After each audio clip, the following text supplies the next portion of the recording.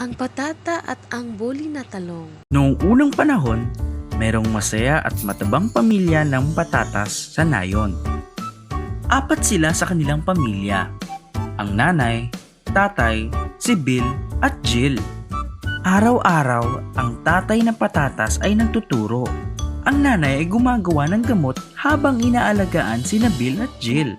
Araw-araw naglalaro sina Bill at Jill habang tumutulong kapag sila ay kailangan. Sa oras na sila ay natapos ng maglaro at makauwi. Gabi na at nag-aalala na ang nanay ng patatas. Isang araw, lumabas sina Bill at Jill para maglaro. Napagod sila at nalaglag sa isang basket ng gulay. Nasa loob ay isang malaking talong kung saan tinapon sila palabas sa basket. Itong basket na ito ay para sa talong lamang, hindi para sa inyo. Umiyak sina Bill at Jill sa lupa dahil tinapon sila ng talong. Hindi namin alam na sa inyo itong lugar na ito. Haha, ano bang alam ninyo? Kasing tangkad nyo ba ako para malaman ninyo ang mga ito? Alis! Humanap kayo ng ibang lugar. Bill, iabot mo sa akin ang iyong kamay at tulungan mo ako.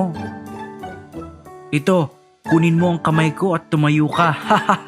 Hindi tinulungan ng talong at okra sina Bill at Jill. Umuwi nang umiiyak sina Bill at Jill. Nakita ng ina nila na umiiyak ang mga ito. Tinanong kung anong nangyari at sinabi nila ang buong istorya kung anong nangyari. Nakinig siya ng maigi. Kinonsuelo niya ang kanyang mga anak at pinatulog ang mga ito.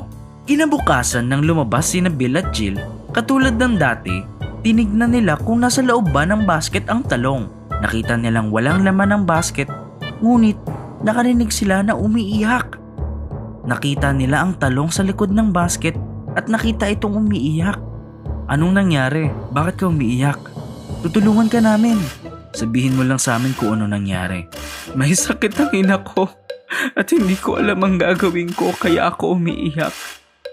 Nang narinig nila ito, pinuntahan nila ang tirahan ng talong at nalungkot na nakita nila ang ina ng talong.